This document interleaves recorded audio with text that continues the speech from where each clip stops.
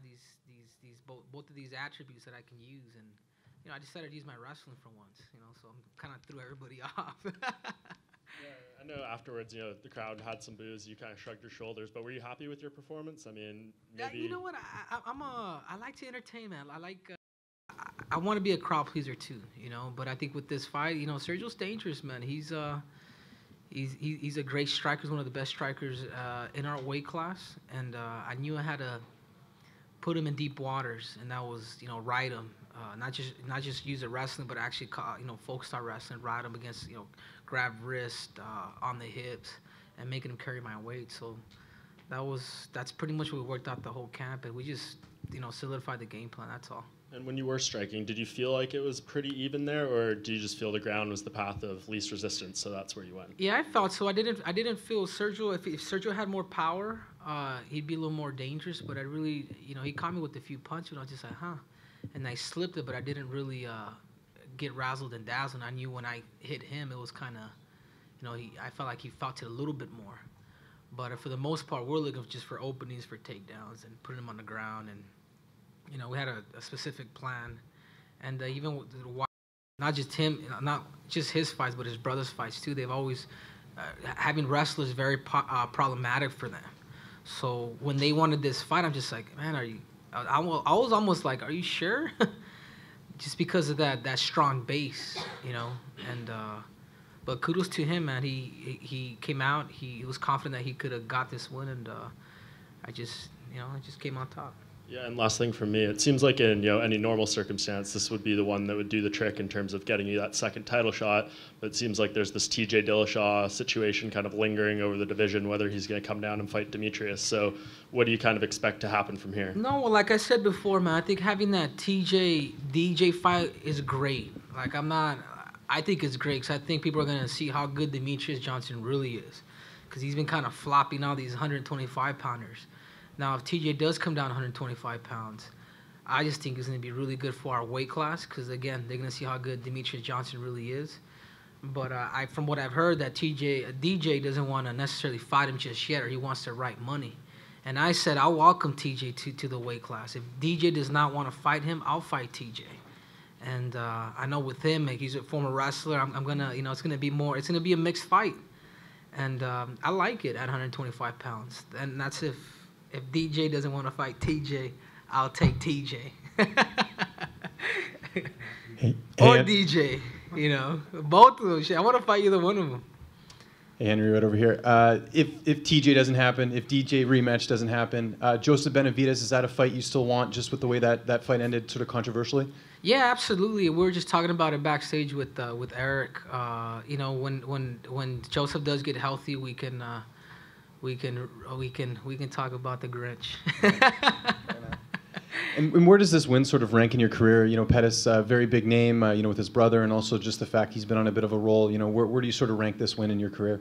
I'm not sure. I thought Hayes was a tougher opponent. We trained for him just a little bit more because Hayes had good takedowns, and he was more dangerous on the ground, and obviously losing to Demetrious Joe, and I fought pretty much the top 5 fighters in the world. I fought Benavidez, I fought Wilson Hayes, I fought Demetrious Johnson, and now I fought Sergio Pettis, man. Like, I'm not taking none of these fights lightly. I'm fighting the best of the best, and I'm not fighting number 15 or number 16 guy. I'm top 5. What's up? And I know you made weight yesterday, but how was the cut for you this time around? Obviously you made the weight and everything, but how did you actually feel in there? With cutting that weight and everything. It feels good. I'm getting better at it. I'm heavy. You guys can see when I get into the cage, I'm bulky. I'm solid. You can tell I feel like I'm a lot more muscular than Sergio, any of the guys that I fought before.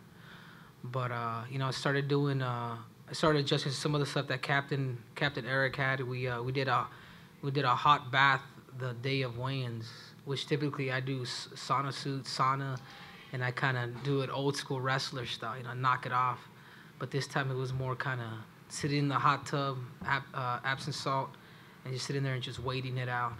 But I'll always look ugly, dude, when I make weight. For some reason, my head I get sucked back, and I look like an AIDS patient. But other than that, I felt good. I felt good to save my legs, and I'm good, man. I'm good. Last question for you here. How are you celebrating tonight after this big win? Celebrate my family's they always come down. We never go out, man. We just hang out at the, if there's a patio or a porch, we'd be hanging out there, but just hang out at the hotel, man. Henry, you were very sort of honest after the DJ fight about needing to make improvements if you were going to be able to do that. Did Sergio provide a test where you're really able to say, no, I have made those improvements, I am ready? Yes, but I've been making those improvements throughout the last couple years, and I fought DJ 3 years when I just started fighting. I think I'd made my MMA debut in April of 2013, like my first fight. Never did amateur, went straight pro. DJ beat me in a gray area. He beat me in an area where we had a game plan, rough up on the clinch, and I was humbled, man. And thus far, I've gone out to different parts of the world, gone out to Evolve, gone out to Thailand, gone out to Brazil, and I'm planning on possibly going out to Europe. With Coach Carrion at CSA, man, I've cross-trained, to become the best in the world. And literally, man, like it's like kind of like a Pokemon character where you go out and you just, compete and find what fits best for you. So I think I made, leaps and bounds, man. Like I'm an athlete, man. I'm a fighter. And people ask me, how are you gonna beat Demetrious Johnson? And I'll say, it's just at that time my answer was, man, just time. Just time. Just give me time, and you guys will see my improvements. Do you feel the need at all to kind of chirp a little bit and start getting it out there that you do want that fight now? Yeah, absolutely. I want that fight, man. Absolutely, 100%, man. When you get rocked in front of 20,000 people, man, that's personal, man. So I do, but it all depends on what Demetrious Johnson wants. If he wants to fight TJ, like I said, I like the idea. It's great for our weight class, but if not, I'm there. I'm there for TJ or DJ. Hey Henry, congratulations! Right in front of you. Mm-hmm. And when you were in Edmonton, you had a chance to say something to Demetrious because he was right there. He was in the building tonight as well, right? Did you cross paths at all backstage? No, I didn't see him. I said hi to him at the hotel. I said, but no. It was, it's a friendly competition, but I want to beat him, and he wants to beat me again. That's all. And then last question, not related to your fight, and I apologize if you spoke about it this week. I didn't see it anywhere. An update on your gold medal, and I know that obviously California with the fires, they've got some other things that they need to take care of. But have you stayed in contact with them about potentially recovering? Yeah, I'm planning on going to California sometime next week because they haven't allowed anybody to enter the hotel because everything's just. They haven't allowed anybody to enter the premises, so I think we're planning on either going out there and getting permission or going out there and just, looking for it. Because my mentor really wants to find it. Because it was just my gold medal. It was my gold medal, my ring, my Olympic ring, my belt. I was doing a charity event, so I brought all my, my prized possessions, man, like my sentimental values, and I lost everything, but. They say by the time something hits at 200 degrees, like Fahrenheit, like everything just melts, So I'm just thinking, like, man, it's done. What am I gonna do? But I'm gonna talk to the Olympic Committee. They've sent me an email. I'm gonna get a replacement. I just haven't done so because I've been, obviously I've been training. But my right foot was pretty bad, man. I was pretty toasted. I couldn't really do as much as I wanted to because I was full of warts. Blisters so I couldn't do much. But I remember the first time I pulled out of the Sergio fight because I hurt my right hand. I went up to him in Vegas and I says, man, I owe you one. I said, I'm sorry, man. Like I wish I could have fought, but my right hand I couldn't open the door. It would hurt to kind of open the toothpaste cap. And I knew I had to pull out, man. But I says, I apologize, man. But I says, I owe you one, dude. So when that whole fire thing went back, I'm just like, dude, I went back and I thought of Sergio. I says, you know what? I'm going to be a man of my word. I owe you one. Well, now my coach just told me, pull out, man. Pull out. But you know what I did? I put 2 socks on, my wrestling shoe on, and that's how I practiced practically about half of the camp. I was practicing with, with my shoes with double socks. So I was a man of my word. I said, I owe you one. I owe you one. Henry, right here in front of you.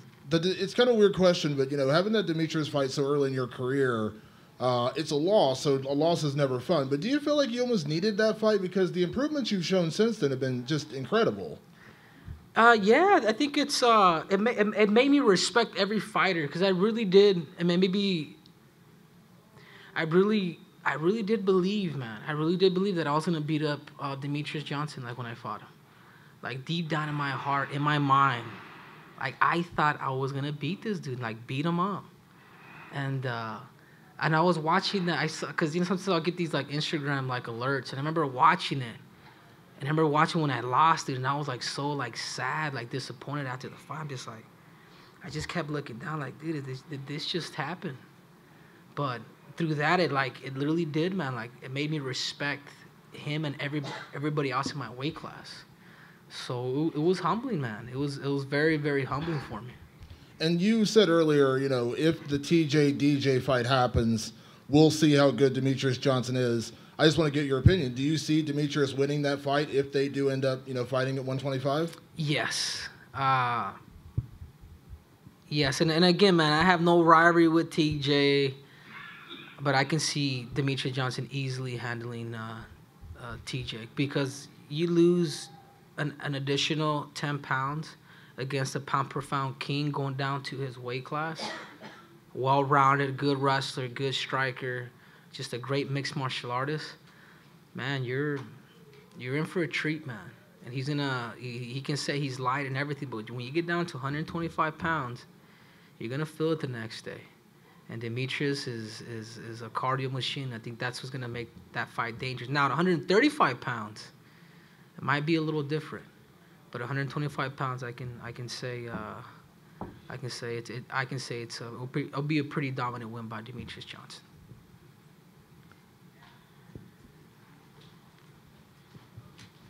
Just have one question for Henry. Mm-hmm.